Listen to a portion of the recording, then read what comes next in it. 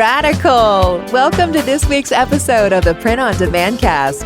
Each week, join the gnarly Travis and Josiah as they provide insight into the print on demand industry and equip you with the totally tubular tools, advice, and strategies you need to achieve success and hopefully have a few laughs along the way. Now on to this week's Totally Tubular show.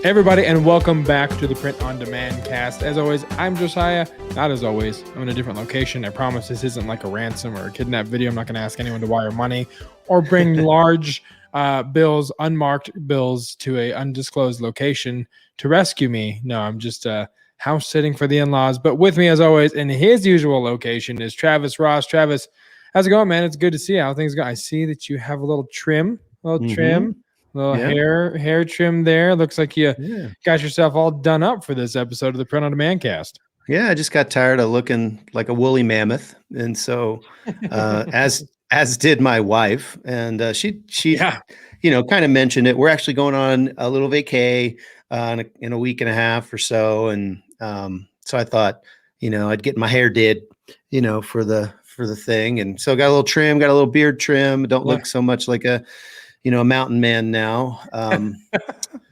But same guy on the inside underneath all that hair. Things are going good. Things are going good over here. We're excited. We got a new embroidery person starting next week. Nice. So that'll make it so our production manager, Tate, will be able to be more just production manager and do some more R&D and some things like that. Focus on, some different areas as opposed to just production and just helping us get those embroidery orders out all the time. But yeah, so things are going good over here. How about you guys, and what for apparel? Man, we're doing well. We're burning the candle at both ends, it would seem. Before we press record, I was telling Travis, for you, the listener, I was telling Travis, we had about 152 pages of orders that needed to be caught up. Understanding that this one client sold, I should say, 1,300 orders in a span of 2 days. So we've been burning the candle at both ends. We're down to 49 pages, which is completely doable. And I will say, let me tell you just a quick plug. We're not sponsored by them, or we don't have an affiliate with them at all yet, but Transfer Express is a lifesaver. We have, because this client's doing such large volume and a lot of the same designs, we ordered screen print transfers from them, because a lot of them are 1 or 2 color designs, and they're and even if they're about the same in ink cost, if we could print it for the same price, the labor savings that you get when you do that is astronomical. I mean, it's just a game changer. So we finally got our newest batch of those in for the newer designs, and it's just kind of, you fly. I mean, it's super quick. And if you're out there and you're wanting to kind of offer screen print quality on some of your stuff, and you're selling a high number of a single design, all you need is a heat press and a Transfer Express account, and you could possibly start bringing that in-house, which I guess is a different kind of a discussion or episode or point of interest or whatever. And I'm just saying, Transfer Express has saved our butts multiple times in the past couple of months. But we're doing well, man. Anticipating the arrival of the 3070, which I know you are too. And you told me, you lucky bastard, that you're getting yours 24 hours before we do. Yes, I am. Next Tuesday, actually. I just got the call today. They scheduled the delivery date, and they're going to deliver a forklift that morning. And because they can't put it on a lift gate, and it's heavy, and so they How do you get it on the forklift? I wonder, do they have a forklift that delivers the forklift? You should probably Google that. But yeah, so they deliver the forklift, and then the guys come a little bit later, and and the thing is like, we were thinking that it wasn't going to happen until the 1st of October. And so now we're actually redesigning our DTG room. We're kind of flipping it. So where the pre-treat machines are now, they're going to go to the other side, and where some of the heat presses are, they're going to go to the other side, and we got to ship stuff. And so all of that has to happen this week now, and we got to kind of get ready for that. You got a new dryer though, right? Is that correct? You ordered that is a dryer? Correct. So when does that get in? Yeah, unfortunately, that's got a longer lead time. That's not going to get in till probably late October. And we obviously, as we redesign the shop, we're going to kind of design it to be able to house that, said Sure. dryer. But I still got some electrical work I've still got to do, and, kind of figure all that out with my landlord and get that all situated. But once that is here, man, we're going to be flying on these orders. I'm really excited. It's going to be a lot of fun. I know you guys are too. You guys already have the dryer, so you guys are you guys are going to be up and running immediately. Yeah, man. And I'm a little envious, or I guess not envious isn't the word, but I'm disappointed that it won't get here sooner, because we have another order for like 438 shirts that needs to go out by, I think, the 27th of this month. And that 3070 is just because all of them are, as 14 by 16 full color, they're licensing stuff. So a lot of Street Fighter, a lot of Mega Man and Capcom stuff going out. Yeah. And so it's what the 3070 was made for. So I'm like, we're so close. But it's exciting that we are both kind of not really dipping our toes in anything. We're just going head first into this 3070 thing. I can tell you one thing, man. We've gotten the ink bladders in and the stuff that's kind of preempting its arrival. And the head cleaning kit for this thing is like, it's massive. Big. It's huge. Yeah, it's huge. So it's a different game. And I'm sure that we'll talk more about it when we each have our own, and there might be a point of interest or something to that effect, a video or two. We'll go to each other's shops and just nerd out on this new toy that we each have. But speaking about nerding out, dude, you were showing me before we pressed record some of your swag that you found from the UV Energize trade show conference there in Nashville. So I want to know, dude, tell me, first of all, of course, how was the conference? But how'd you like Nashville for the first time you going? I'm a little jealous that we didn't Chris and Nashville together. I know, but I'm sure there'll be more opportunities in the future. But yeah, man, tell us about UV Energize and everything that you learned there. Yeah, Nashville was a great time. It's first time being in there, and obviously, if you're in our Facebook group, printondemandcast.com/Facebook, you saw I did a little live in there. If you want, you can go back and watch it. It was like after day one, and I put a couple videos of some of those things that we were doing that, like the trade show floor, and kind of, they had different stations set up. And so this first station was talking about jig print and how you create a jig for your particular job that you're doing. And the next one had like a maintenance station and how do you maintain and what do you do? And, tips and tricks for that. I did learn some really cool things about, some maintenance things. Then they had another one that was like using glitter and a foil, not glitter, but foil, and like doing different things with your Mamakis. And then they had a brand new unveiling. It was the worldwide reveal of a brand new line of Mamakis. They had one of the machines there, of course, because they had gotten the permission to do it like the week before. They have no documentation. They have no pricing. They have nothing. They just have a few like bullet point things that Mamaki released about how the tray or the platen will support up to 60 pounds as opposed to like, I think 26 on the previous model.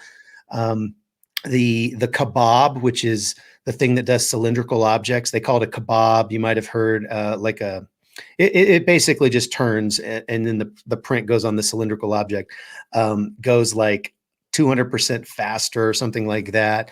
And then a couple other like speed up. It has 2 more channels of ink. So on that particular model, you can add like a clear and a primer, which all of these things I know are kind of, I'm geeking out on them because I was really geeking out the whole time. But so I just wanted to show our YouTube watchers or viewers, I guess.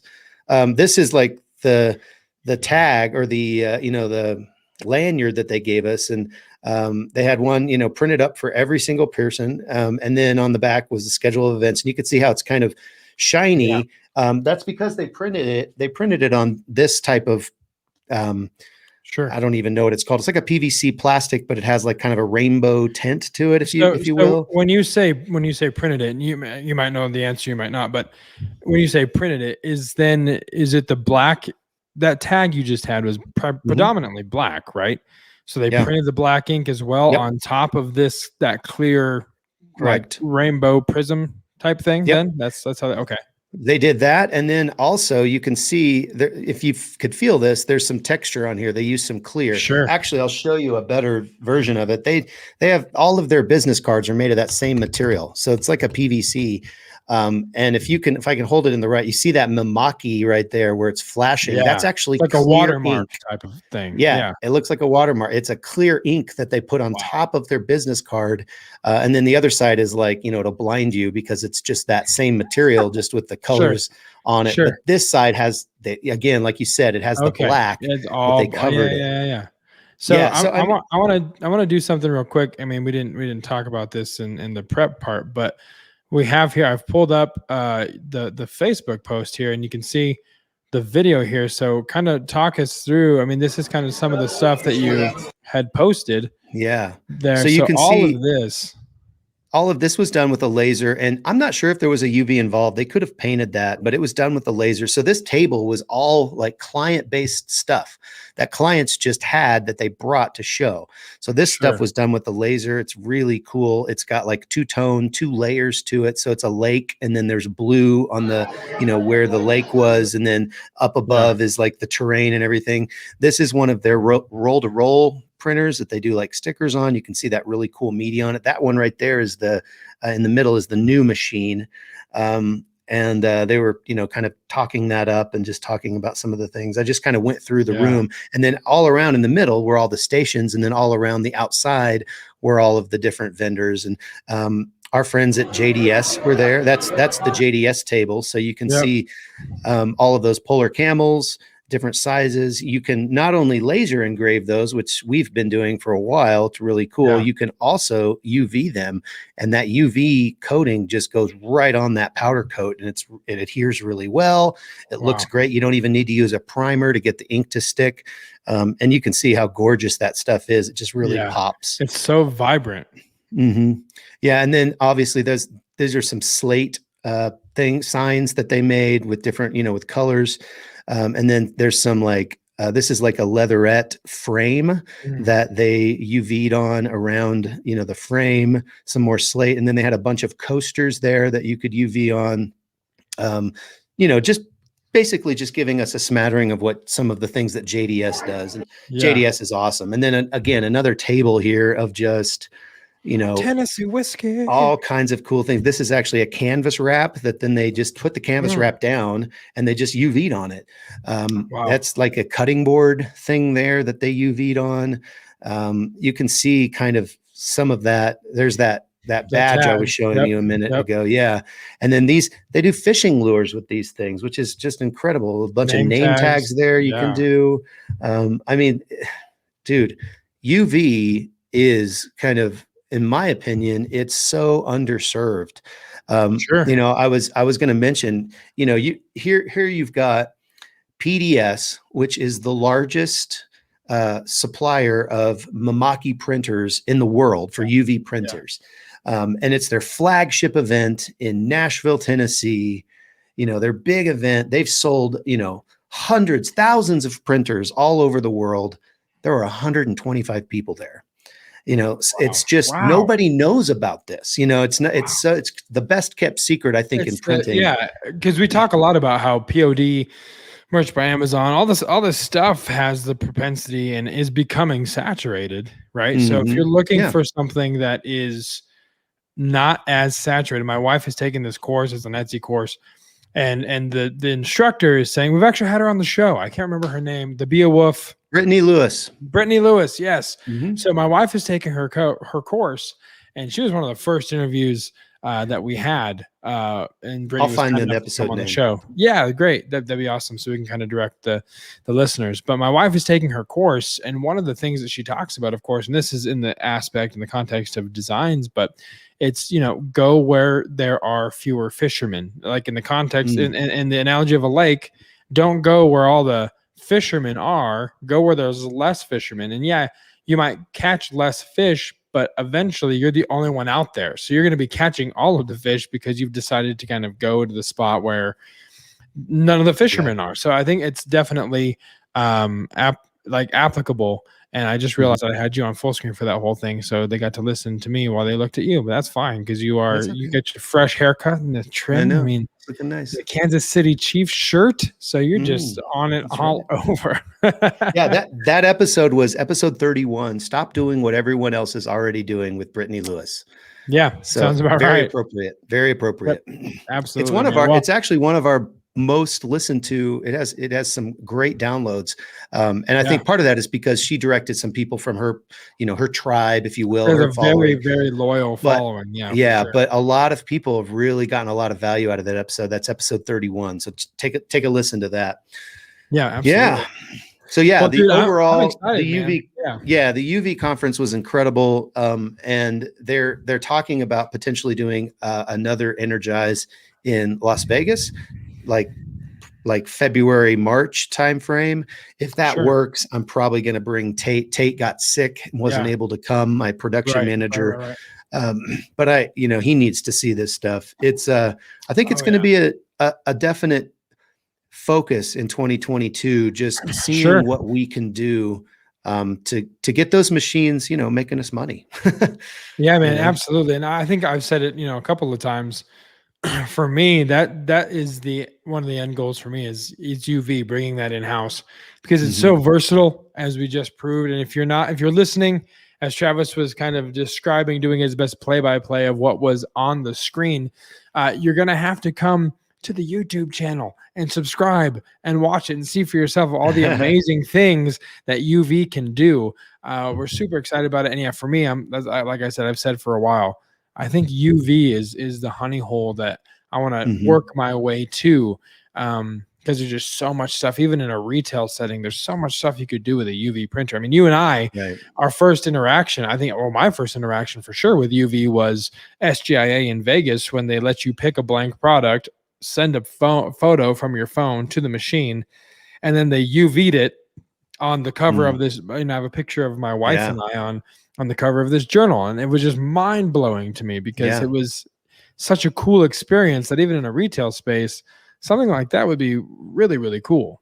Yeah, I totally agree. I'm all in with UV and intend to be to continue my journey, towards learning more. There's so much to it. And the Mimaki machines are incredible. They're really, really amazing machines. So that's the update that's awesome from the conference. It was great. Yeah, that's super exciting. So for those of you that are doing production in-house or have a print shop yourselves, definitely look into UV, because it's something that's super versatile. And if you're doing drop shipping, or you're looking for a fulfillment center that can do UV, there's a lot you can do, and a lot of people aren't doing it and offering it on different platforms. So I see in the second point of these notes, for those of you that are listening, Travis and I do actually prepare. We have the notes. And in the run sheet, I jumped the gun and said that the 3070 for Travis is coming Tuesday, but that's fine.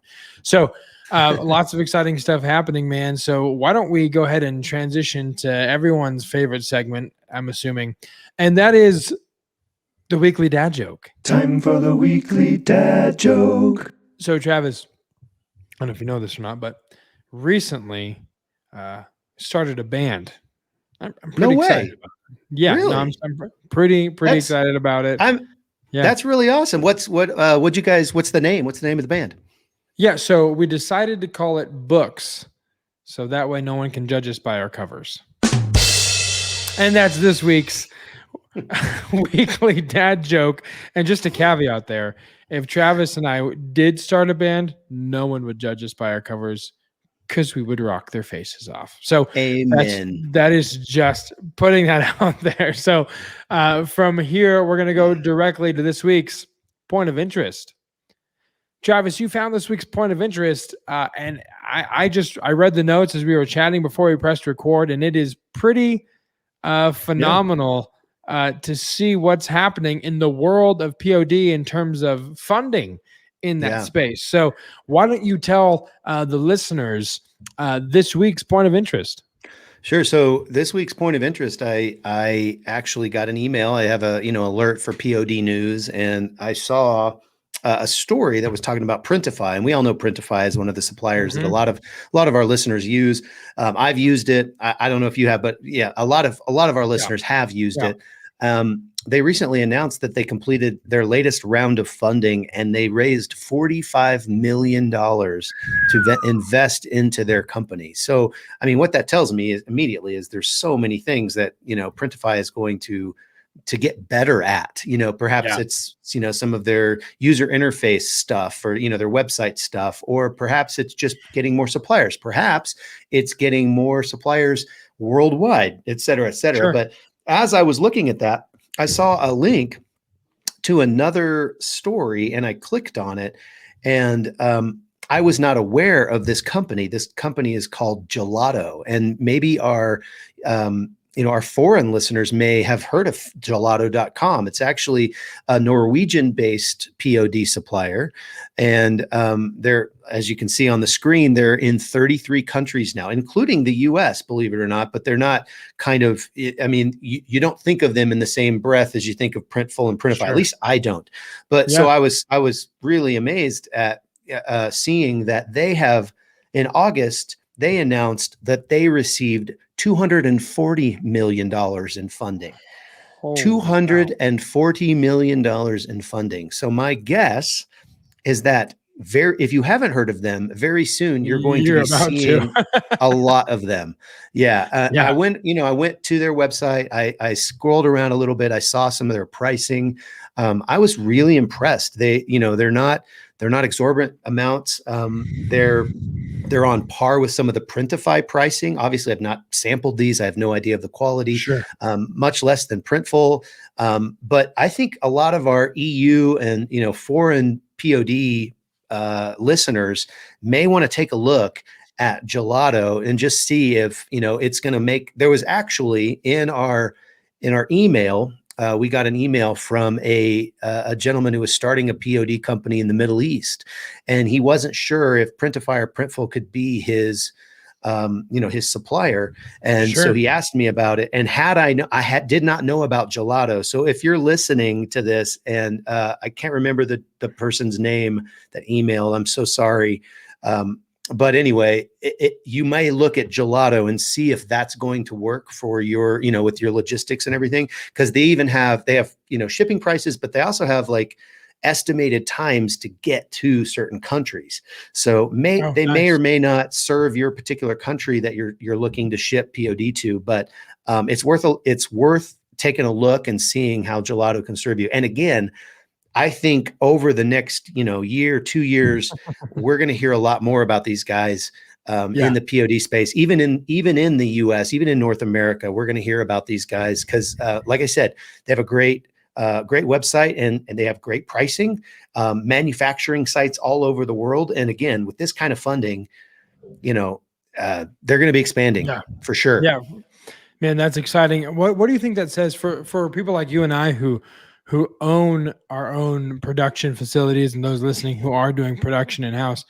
Do you think that says anything as well to the, businesses grow for the operating capital, right? So there are, times you have to go to investors, or you have to kind of seek out that out. Do you think that is an indication that the POD market, is kind of ripe for that kind of investment, because there's so much opportunity out there that if you're doing well and ready to take that next step, there are people out there that might be willing to help you get to that. So obviously maybe not $240 million, but if you're just doing it from your house, if someone cut you a check for six figures, it could wildly change your operation if you're doing well in the stage that you're in. You know what I mean?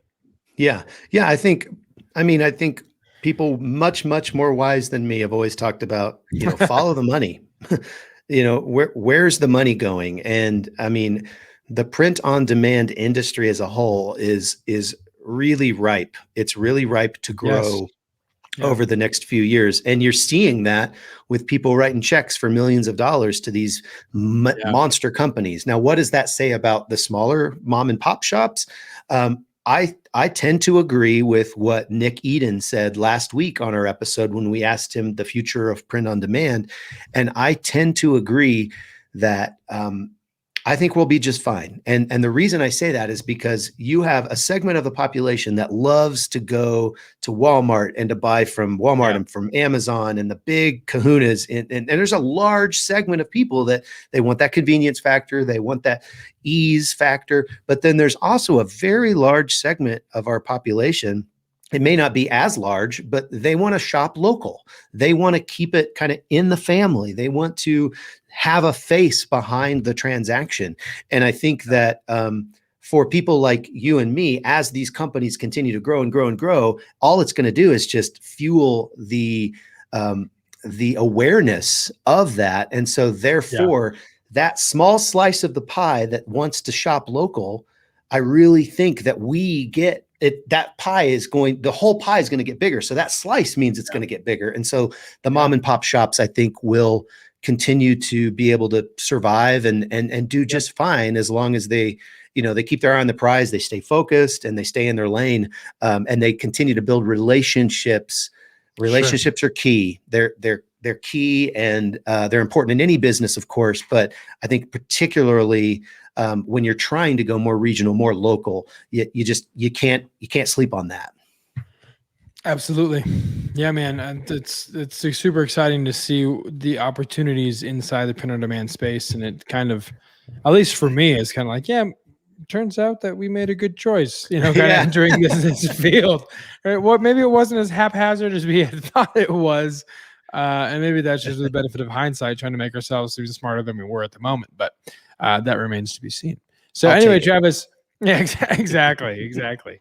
So this week's main event, man, is going to be a little bit different. So why don't you tell the listeners rather about this week's main event?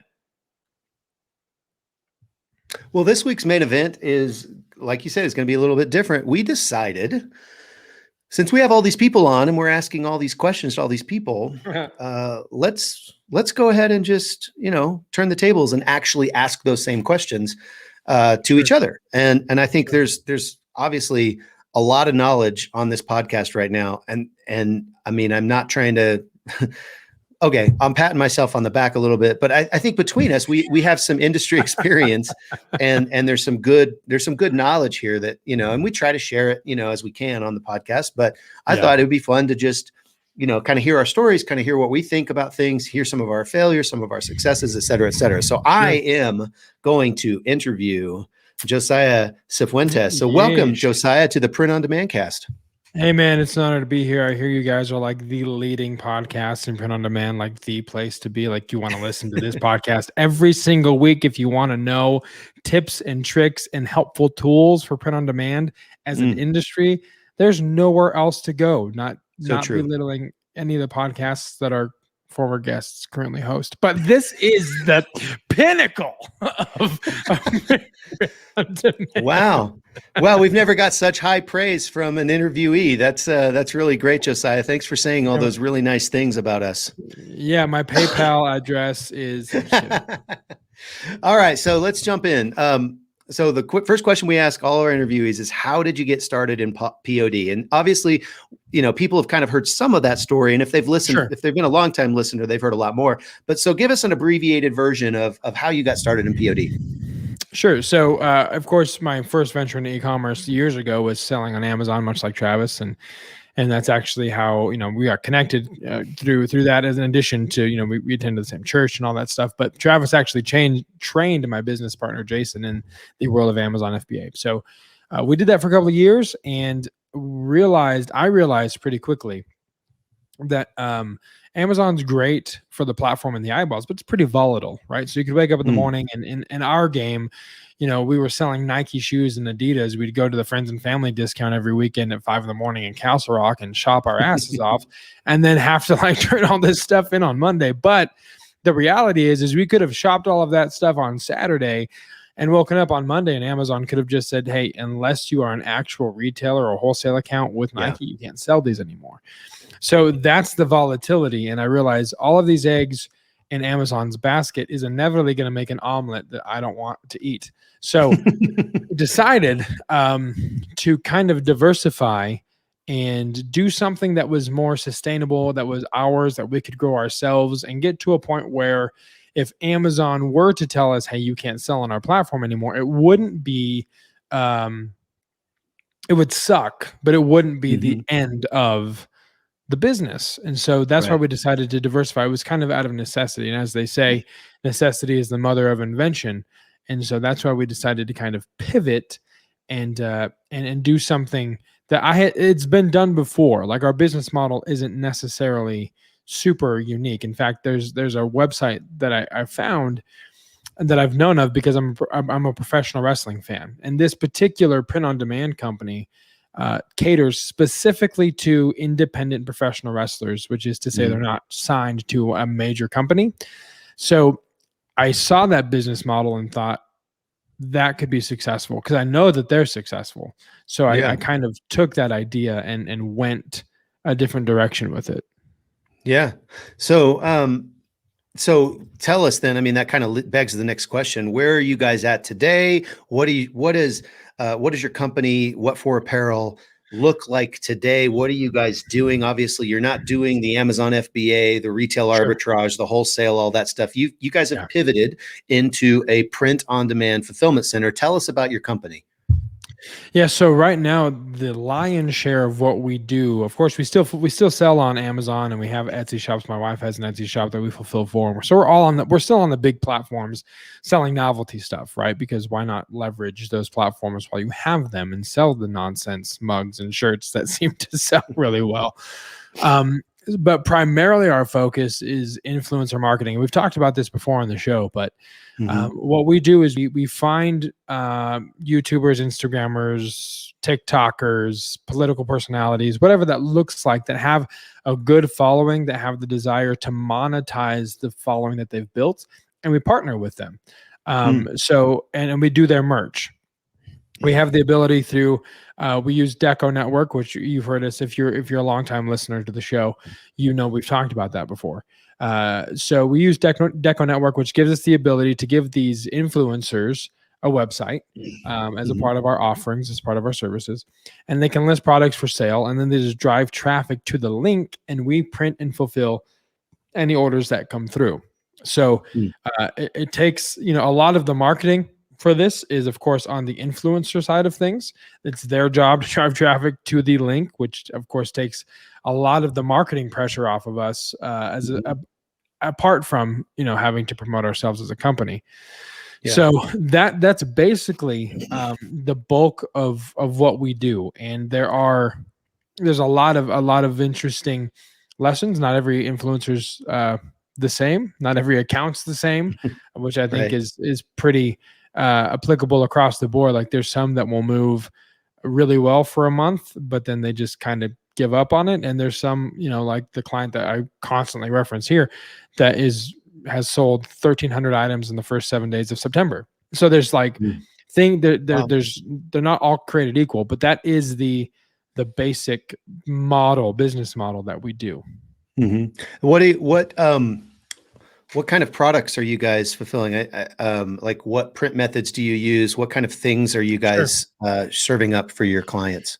So right now we do, of course, DTG, and we do sublimation. And of course we have outsourcing capabilities for embroidery or screen printing or whatever if we need to. But in-house, it's just DTG and sublimation right now. And that covers, of course, the basics, t-shirts, hoodies, and all that kind of stuff. But we also do home decor, wood signs, pillows, tea towels that we've gotten into. I know you guys are doing hats. Hats with sublimation, which is pretty cool. Yeah, we do trucker hats that are sublimatable. I will say, though, they're impossible to find blanks of at the moment. Every supplier in the history of ever is currently waiting on stock. So it's ridiculous right now, man. I think we on the Print on Demand cast, Josiah, I don't know if you know this or not, but on the Print on Demand cast, when someone has, an issue like that, we like to say that's an apparel rant. Yes. It is an apparel rant. It is an apparel rant. That is exclusively our high volume client. That's what he moves. And I can't find white and black trucker hats to save my life. So if you're listening and where to find a lead on anything like that, drop a line to an unassociated email that's not the Print on Demand cast, because in this reality, I'm not the co-host. So, so yeah, no, seriously, if you know, let me know. So yeah, man, that's basically what we do, and it's working well. We're growing fast. We moved into an 1,800 square foot facility. Nice. And when we moved into it, my business partner Jason said, "Man, we'll never outgrow this space." And 2 months later, we have no room.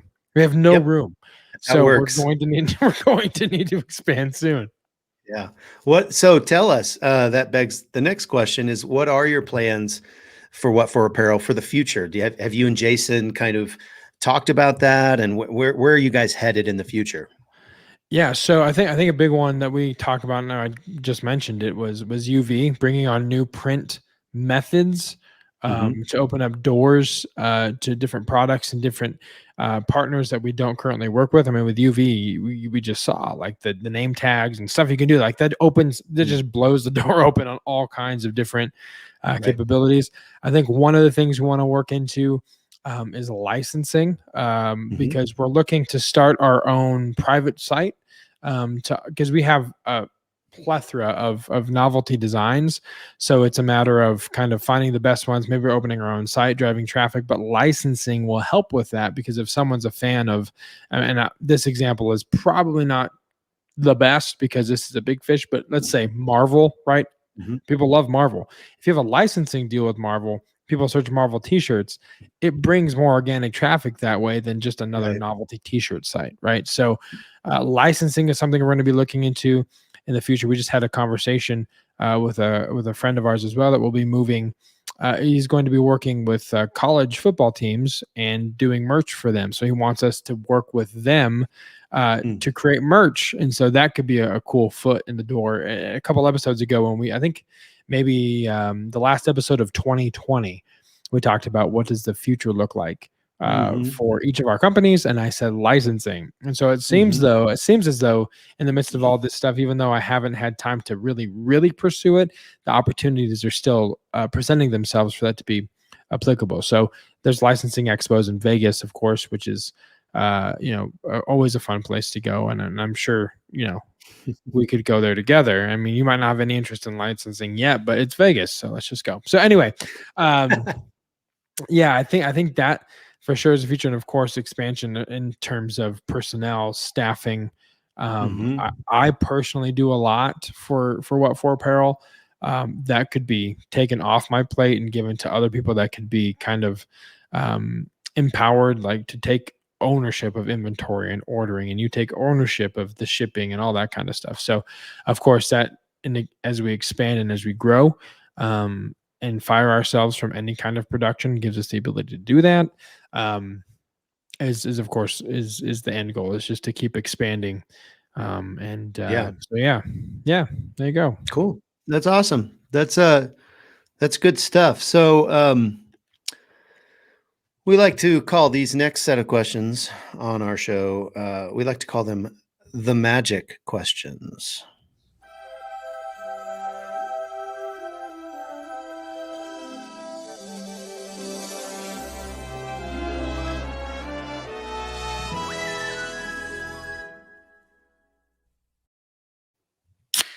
I'm ready.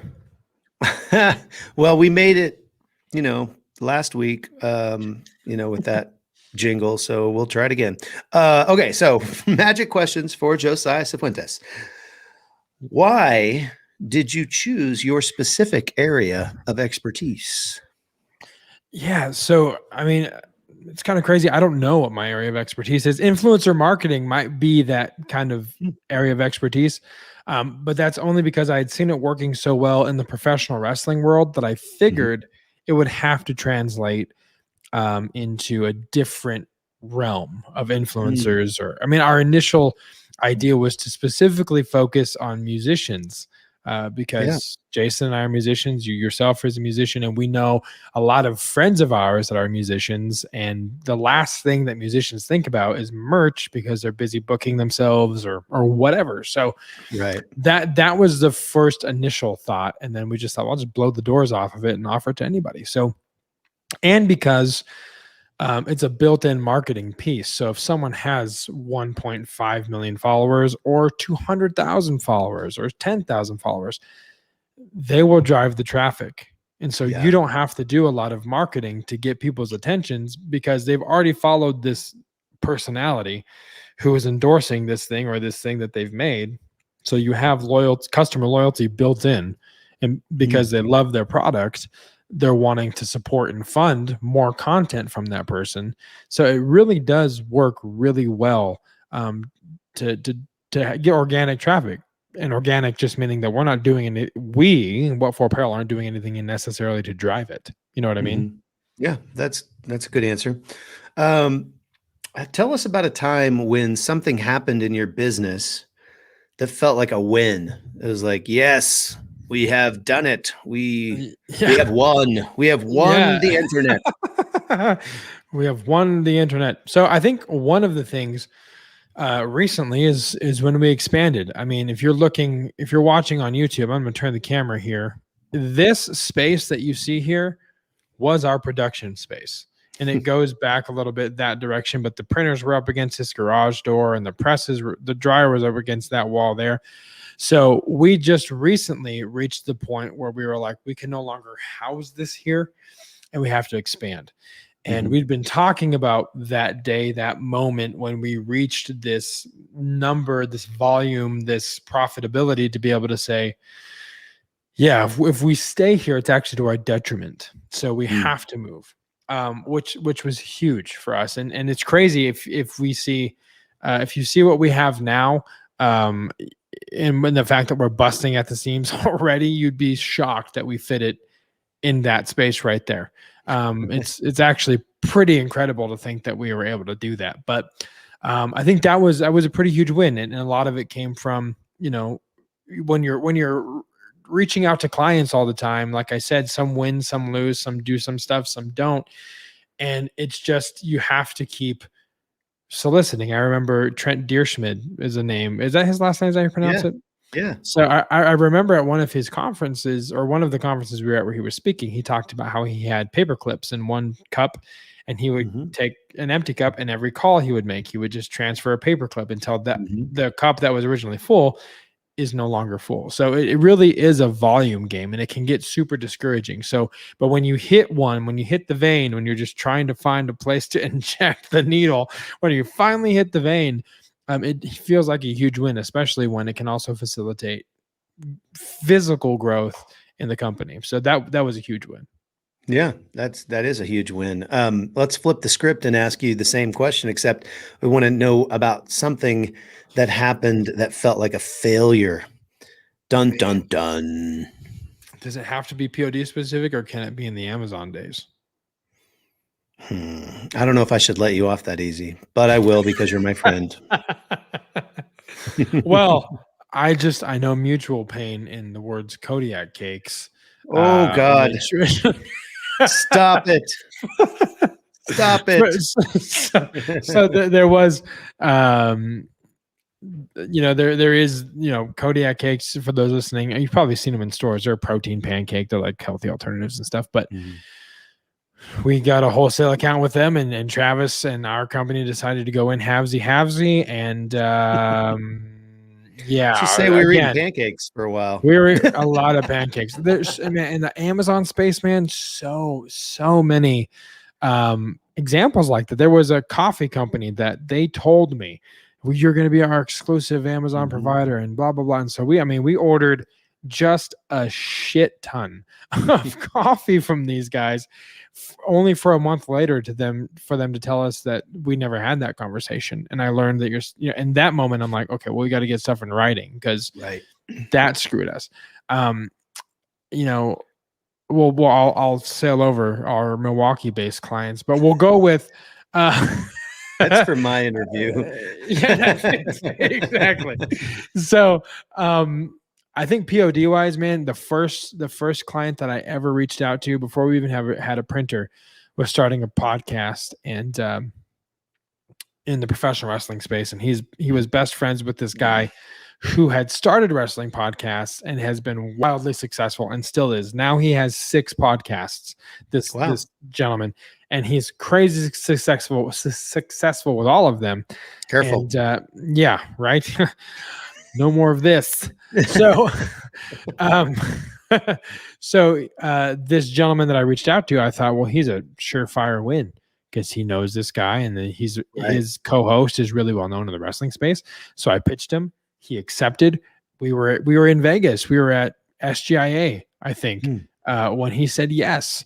And I called Jason and said, hey, I know we don't have printers yet, but this guy wants to go online in 5 days. Our printer gets there in 3. Can we do it? Jason said yes. So I told the guy yes. And I thought that I had just landed the big fish and this was just cruise control. And man, how lucky am I that the first one that I ever solicited was going to be the one that bought me a house? You know what I mean? Like, it's just this, but he's not, it didn't work out. I mean, it kind of was a flop. The merch aspect of his game, because he didn't know how to market it. He didn't know how to push it.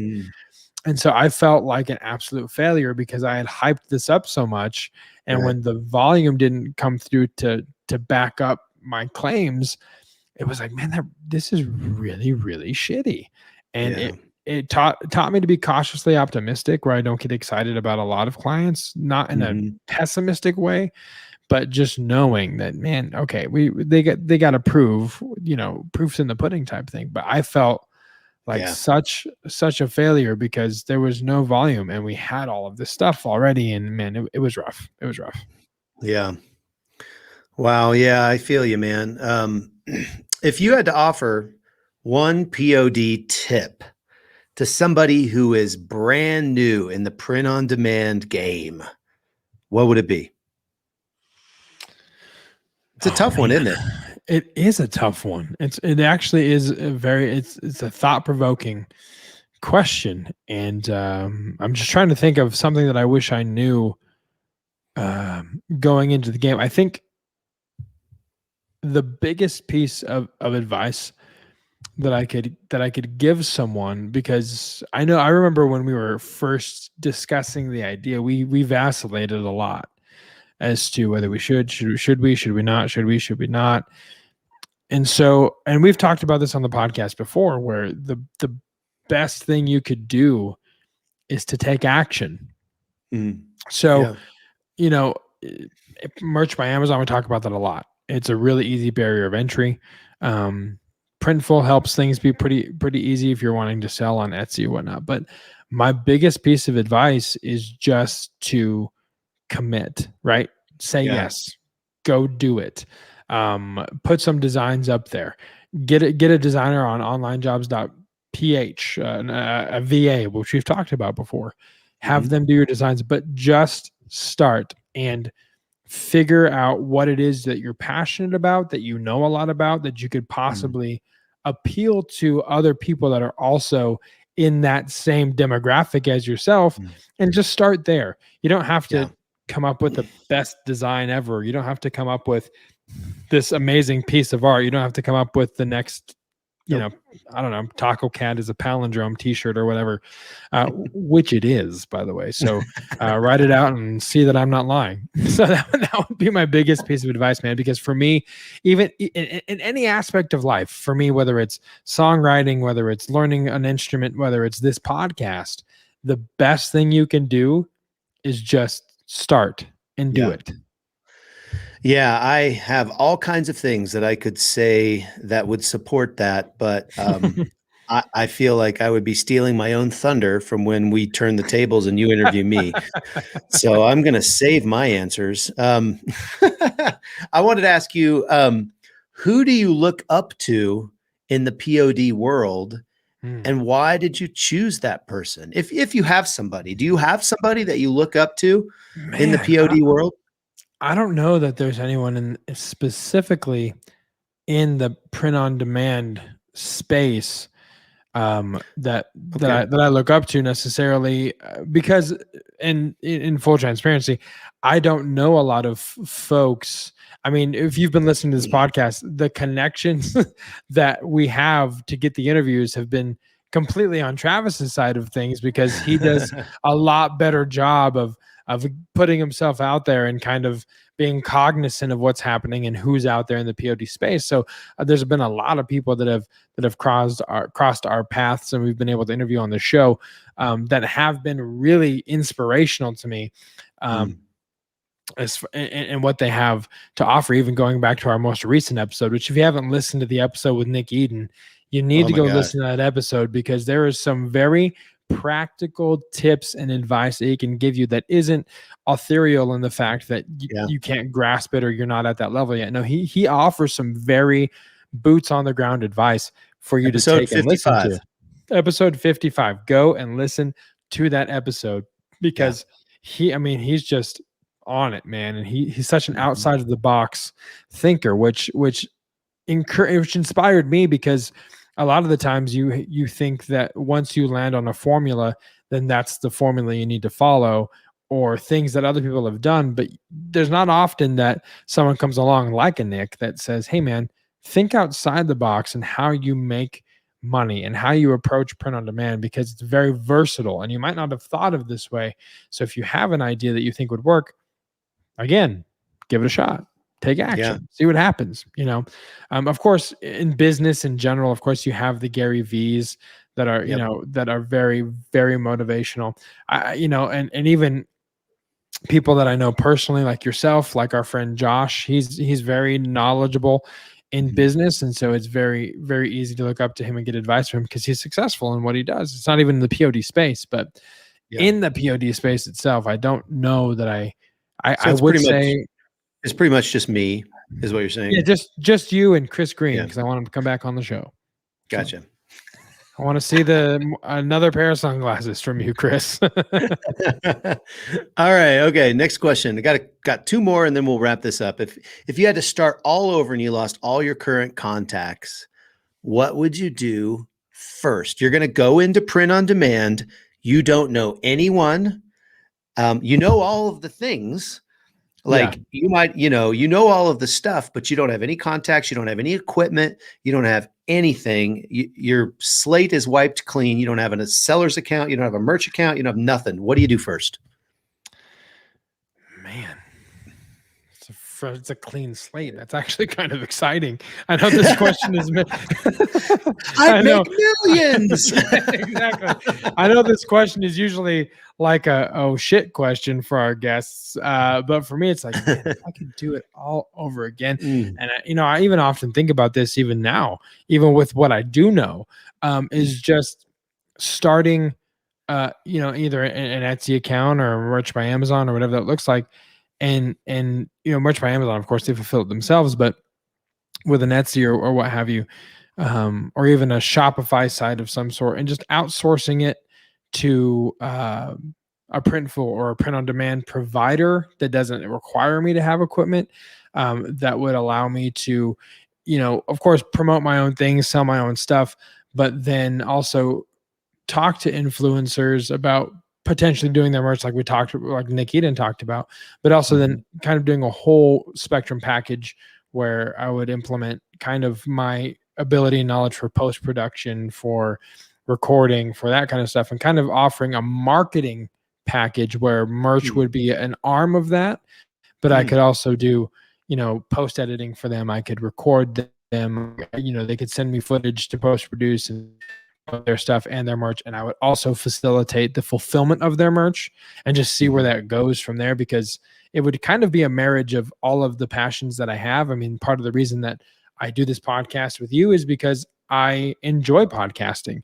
I have 5 ideas for other podcasts that I don't have time to do, but I love podcasting. I love the creative process. I love talking about things that I'm passionate about. And so helping other people also do that, I think, would be a lot of fun. And then you could also leverage the Printfuls, like, hey, I'll set you up a Shopify store. You can pay me to do that, and I'll manage the Printful fulfillment of it, or going to a local print on demand, like a Make Your Mark or What for Apparel, whatever that looks like. So I think that's what I would do, is just kind of almost start a marketing company, but have merch be an arm of that I could also use as an income stream. Well, I'll just say I am glad that I have monopolized your podcasting time. And, That's right. so you That's right. can't start all that other crap. You got to focus on this one. So I'm No, very yeah. happy. Until What for Apparel starts pulling some major growth and I start making a lot more money, I will not have time to just talk into a microphone. So this is right now my That's sole about it. outlet for my passion for podcasting. Yeah. Well, I speak for the rest of the audience and I say we appreciate your dedication to your craft and Oh, that thank it's you. benefiting us as a POD community. All right, last question. Here we go. This is the crystal ball question. So you know what I asked? I asked my wife, I was like, what is that hat that the guys wear that they clear? She was like, it's a turban. I'm like, Is it a oh my turban? gosh. Yeah. Yeah. So put on Yeah. your turban, okay, and peer into your crystal ball and tell us, what do you think the future of print on demand is? Josiah Fuentes. Dude, I think honestly, and I've thought this for a while. I mean, we talked about the 3070s at the open of this show, and how we're each getting one. I think that the technology of print on demand is going to get to a point in the next 5 to 10 years where it's going to be very competitive with screen printing in both labor and pricing and ink pricing, because even the 3070, the ink savings that you get when you from a 2100 to a 3070, which I need to ask an Epson rep why they went from a 2100 to a 3070, because it doesn't sequentially make any sense to me. I wanted it to be like the 2350 at least, but 3070 is fine. I'm not complaining. Bring it, please. So I think though that I mean the technology and the capability of DTG, much to the chagrin of Cole Lundstrom, who was a screen printer in Los Angeles, I think honestly that it's going to become very competitive in pricing. I think you're going to be able to do the bulk jobs that screen printers can offer that, such a price that DTG can't beat at the moment. But I don't think that it's too far out, that it's going to be a kind of a much more competitive space, whether you're a screen printer or a digital printer. And I think also, to echo Nick Eden's sentiment, just because of the experience that I've had in the last 3 years that we've been doing this, I do think that the mom and pop shops are going to be okay. And I'm not just saying that because I am a mom and pop shop, or that you are a mom and pop shop. I'm not saying this to kind of just, stroke our egos and soothe our insecurities here. I really do think because of the relational aspect, because yes, there's a demographic of people who want to shop local, especially with these conglomerates that kind of claim so much of the market. But I do think that the relational aspect, the ability to pick up the phone and call somebody and have an answer and have someone that can actually affect change, whereas an Amazon or a Printful is kind of like a left hand doesn't know what the right hand is doing. And if you get a cohesive and coherent solution your first phone call, then you are blessed and highly favored.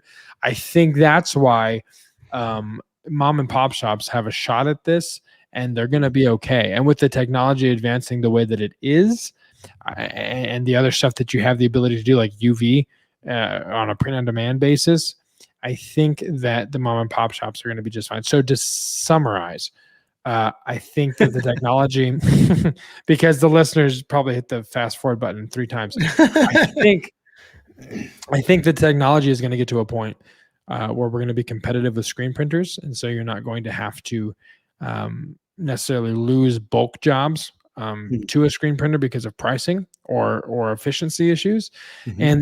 And the mom and pop shops are going to have an advantage, because the bigger other companies get, there's always going to be people who want more of a personal touch. So, and Travis, I want to know your answer to this question, but as you've alluded to, that's another episode. So that is where this episode ends. And I can guarantee you folks that Travis is going to have some great answers to these questions, maybe some similar answers. I don't know, but you're going to have to wait to find out, because he too is a wealth of knowledge. And I know that it's going to be something you're not going to want to miss. So I don't know if it's going to be next week. So I don't know if it's going to be the week after that, but whatever it's going to be, you're going to want to be here to listen and to find out the answers. And the only way to do that is to subscribe here on the Print on Demand cast. And as always, we thank you guys for listening. I want to thank you guys for listening, for listening to me ramble for 45 minutes, maybe. So thank you for taking an interest in my answers to these questions. As always, wherever podcasts are available, we are available there for you. The PODcast is there for your listening pleasure. If you happen to be listening on the Apple Podcast app, please leave us a 5-star review and a rating. You can literally just smash the keyboard if you want. It doesn't have to be a coherent sentence. Just leave us a 5-star rating and a review. But if you do leave us a review, I was going to say we have a couple of reviews. I think we should save them since we're on an hour mark. We actually have gotten a couple of reviews, so we're going to shout those out. Remind me next week, Josiah. We'll shout at least one of them out, and then we'll save. Okay. Because we need content, and that's kind of the name of the game. So we'll shout at least one of them out next week. Unfortunately, content's not always on demand like print can be, but it takes some forethought. So Travis and I will be discussing, I'm sure, next week's episode while we're losing our asses in a poker game at a bar in Erie, Colorado, for anyone that cares. So anyway, the best way, of course, to find out what's going on, to get in on the conversation, if you loved my answers, if you hated my answers, if you want to know how much tequila I had, printondemandcast.com/Facebook is where you go to find out any of those answers. You can ask us any of the questions that you want to know, but most of all, it helps build a community. And that's what this podcast was about in its inception, is to start a community of people to come together, to trade tips and tricks and give tools to be successful, because that's what we wish we would have had when we started this thing as well. Of course, the easiest way to support the podcast, printondemandcast.com/shop, grab a shirt, any shirt, one of the shirts, 2 of the shirts, but we will be forever in your debt. Not really. If you buy a shirt, but yeah, that's the easiest way to support the podcast. If you like the show, if you like what's happening, and we will be happy to shout you out as well if you purchase your shirt. So, Travis, with that, is there anything else before we put a bow on this thing and wrap it up? No, I just want to thank you, Josiah Fuentes, for coming on the Print on Demand cast. I know, you weren't necessarily expecting to come on the Print on Demand cast today, and you just, you treated it like a champ, and you knocked it out of the park. Thought some of your answers were great, and for me and Josiah, we appreciate you, Josiah, coming on the Print on Demand cast. Me too, and you might want to check that Josiah into a hospital, because it seems like he might have schizophrenia. We don't know, but I can tell you, there's a couple other people at the bottom of the barrel if you want to reach there for content for another episode where I was. They'd be happy to oblige. But seriously, guys, thanks again for listening. For Travis, I'm Josiah, and we'll see you next week right here on the Print on Demand cast. See ya. Hey, babe. Thanks for listening to this week's episode of the Print on Demand cast. We hope you enjoyed the Totally Tubular Show. If you got a question or a suggestion for the show, send Travis and Josiah an email at info@printondemandcast.com. Want to be wicked nice? Take a minute to rate and review the show on iTunes or wherever you get your podcasts. And don't forget to subscribe now so you don't miss next week's episode. See you next time, for sure.